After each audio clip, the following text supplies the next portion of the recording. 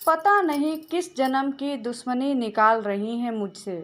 ऐसी छुई मुई बनकर बैठी रहती हैं जैसे मेरे आने से पहले 8-10 नौकर चाकर आगे पीछे फिरते रहते थे। थोड़ा बहुत हाथ पैर हिला लेने से कौन सा शरीर घिस जाएगा इनका। सब कुछ मेरे भरोसे छोड़कर बैठ जाएंगी। बाहर से थक कर आओ, फिर घर में आते ही रसोई में लग जाओ। वंदना खींचते हुए अपना सारा गुस्सा रसोई में बर्तनों पर निकाल रही थी। ऐसा नहीं था कि उसकी सास रुक्मणी जी को बहू के बड़बड़ाने का भान नहीं था, लेकिन वो भी ठिठाई पर थी। बहू की बड़बड़ाहट को एक कान से सुनकर दूसरे कान से निकाल रही थी।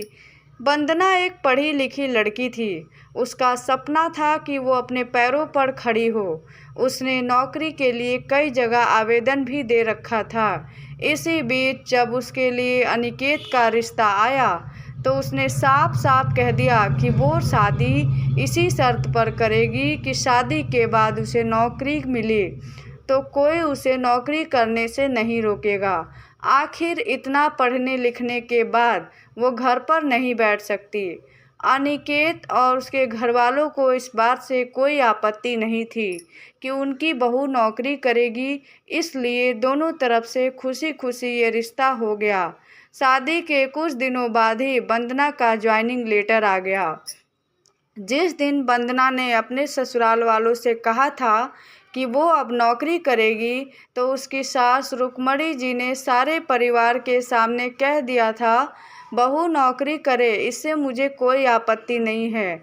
मैं ये भी नहीं कहूँगी कि वो पहले सारे घर का काम करे फिर नौकरी पर जाए, लेकिन मैं भी अब पहले की तरह पूरा घर नहीं संभाल सकती। मुझे सब कुछ मंजूर है, लेकिन मुझसे ये उम्मीद मत करना कि मैं बहू को रोटियां बनाकर खिलाऊंगी। मुझे पता है कि अगर एक बार इस भंवर में फंस गई तो ज़िंदगी भर निकल नहीं पाऊंगी। उस वक्त सबको रुक्मणी जी की बातें सुनकर हैरानी तो हुई थी। उनके पति ने तो ये भी कह दिया कि मुझे नहीं पता था कि मेरी सीधी सादी सरल पत्नी भी सास बनते ही अपना रूप बदल लेगी। लेकिन इन सब बातों का रुक्मणी जी पर कोई असर नहीं हुआ। वो तो अपनी जिद पर अड़ी थी। खैर, वंदना को तो नौकरी करनी ही थी, क्योंकि घर के थोड़े से काम के लिए वो अपनी इतनी अच्छी नौकरी नहीं छोड़ सकती थी। वहीं उसके पति और ससुर जी ने भी नौकरी की इजाज़त दे दी थी। वो फिर कहाँ रुकने वाली थी। इस समस्या का ये हल निकल गया कि घर के काम के लिए काम वाली और खाना बनाने के लिए कुक रख ली गई। खाना बनाने वाली सुबह और शाम का खाना बनाकर चली जाती। वंदना का काम था ऑफिस से आकर बस खाना परोसना। यूं ही दिन निकल रहे थे। वंदना की शादी को 2 साल हो चुके थे। अब तो वंदना और बाकी सब घर वालों को इस रूटीन की आदत हो गई थी, लेकिन मुश्किल तो तब होती थी जब कभी खाना बनाने वाली छुट्टी ले लेती। ऐसे ही कुछ इन दिनों से हो रहा था, जिस कारण से वंदना खिंची हुई थी। ऑफिस से आकर रोटियां बनाना उसे बहुत बड़ा बोझ लगता था। वैसे तो रुक्मणी जी इन दिनों सब्जियां काटकर बना देती, लेकिन बहू के ऑफिस से आने के बाद रसोई में झांकती भी नहीं थी। उस समय वंदना को अपनी बैठी हुई सास बहुत चुभती थी। वो बड़बड़ाती रहती और रोटियां बनाती रहती। बाद में अपनी माँ से फ़ोन पर भर भर कर शिकायत करती, जिसके बाद उसे थोड़ा सा सुकून मिलता था। कुछ दिनों बाद वंदना के भाई की शादी भी तय हो गई। वंदना की होने वाली भाभी भी नौकरी पेशा थी। वंदना की माँ ने सगाई के वक्त ही खुश होते हुए गर्व से कह दिया, भाई मैं तो और सासों की तरह नहीं हूँ जो बहू के आने पर हाथ धरकर बैठ जाऊँ। जब अभी तक पूरा घर संभाल रही थी तो अब क्यों नहीं। मेरी बहू तो मेरी तरफ से पूरी छूट रहेगी। जब एक माँ अपने बच्चे को रोटी बनाकर खिला सकती है तो बहू को क्यों नहीं खिला सकती। बहू तुम निश्चिंत होकर नौकरी करना, रसोई मैं संभाल लूँगी। वंदना की माँ के उच्च विचार सुनकर उसकी होने वाली भाभी का पूरा परिवार, खुद वंदना भी गदगद हो गई। वाह माँ, कितने बड़े दिलों की हैं आप। काश मेरी सास भी इस तरह होती, लेकिन मेरी किस्मत में ये सुख कहाँ। मेरी सास को तो बस हुक्म चलाना आता है। मुझे गर्व है मेरी माँ इतने खुले विचारों की है। अपनी चिड़चिड़ाहट निकालते हुए वंदना बोली। कुछ ही दिनों में ही वंदना के भाई की शादी हो गई। कुछ दिनों बाद ही वंदना की भाभी ने अपनी नौकरी ज्वाइन कर ली। वंदना की माँ भी बहू को हथेलियों पर रखती, सुबह का नाश्ता, टिफ़िन, रात का खाना भी तैयार रखती, अपने हाथों से परोस कर सबको खिलाती थी। उनकी बहू भी मम्मी जी करती हुई अपनी पसंद नापसंद बताती रहती, जिसे वंदना की माँ बड़े चाव से पूरा करने में लगी रहती।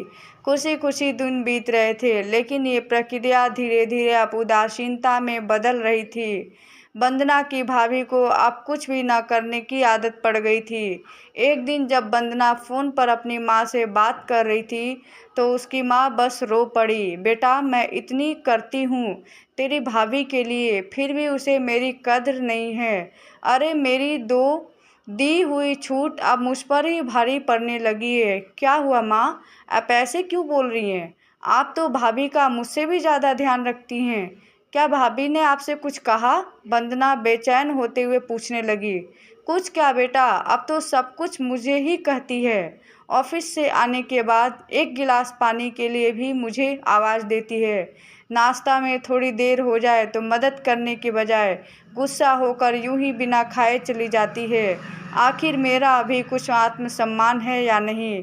मैं तो उसके लिए बस काम वाली बनकर रह गई हूँ। माँ, ये तो बहुत गलत बात है। आप भाभी से साफ साफ क्यों नहीं कह देती कि भाई अपनी बीवी की लगाम खींच कर रखे? आप माँ हैं, कोई नौकरानी नहीं। भाभी नौकरी करती है, इसका मतलब ये नहीं कि आप पर हुक्म चलाएगी। गरजते हुए वंदना बोली। किस मुंह से कहूँ बेटा, पहले तो खुद मैंने ही आगे बढ़कर कुल्हाड़ी पर अपना पैर दे मारा, फिर शिकायत किससे करूँ? तेरे पापा ने तो कहा भी था कि बहू को ज़्यादा छूट दोगी बाद में पछताओगी, लेकिन मैं ही बड़ाई की भूखी थी जो अपनी बहू को सर पर चढ़ा दिया। एक बात कहूँ बेटा, तो चाहे अपनी सास को कुछ भी कहे, लेकिन समधन जी का ये फैसला सही था कि वो बहू को रोटियां बनाकर नहीं खिलाएंगी। एक बार वो सबकी नज़रों में बुरी अक्कड़ सास तो बन गई, लेकिन आगे के लिए कम से कम अपना आत्मसम्मान तो बचा लिया। अब ना तो तुम उन्हें कोई ताना दे सकती हो, ना ही कोई रिश्तेदार। काश मैंने भी शुरू में ही ये घर गृहस्थी की पूरी जिम्मेदारी अपने सिर पर लेने से इनकार कर दिया होता, तो आज मेरा ये हाल न होता। माँ की बातें सुनकर वंदना निशब्द हो गई। भारी मन से उसने फ़ोन रख दिया। बाहर हॉल में आकर देखा तो सास ससुर आराम से बैठकर बातें कर रहे थे। बातें करते करते उसकी सास अपने नाखूनों पर तेल नेल पेंट लगा रही थी, जिसे देखकर ससुर जी उन्हें चिढ़ा रहे थे। अब बुढ़ापे में ये फैशन किसे दिखाओगी? मेरी तो नज़र भी कमज़ोर हो गई है। किसी को नहीं दिखाना मुझे, मैं तो अपनी खुशी के लिए लगाती हूँ। सारी उम्र तो घर गृहस्थी में उलझी रही, अब अवकाश का वक्त आया तो अपने शौक तो पूरे कर लूँ। पता नहीं कब भगवान के घर से बुलावा आ जाए। वंदना की सास मुस्कुराते हुए बोली। पता नहीं आज वंदना अपनी सास की बात सुनकर चिढ़ नहीं रही थी, बल्कि वह भी मुस्कुरा उठी। सही तो कह रही मम्मी जी, एक गृहिणी को अपने लिए वक्त ही कब मिलता है। पहले अपने बच्चों को पाल पोस कर बड़ा करो, फिर कामकाजी बहू आ जाए तो उसे और उसके बच्चों को संभालो। काश मेरी माँ ने भी मेरी सास की तरह पहले ही कह दिया होता कि बहू को रोटियां बनाकर नहीं खिलाऊंगी।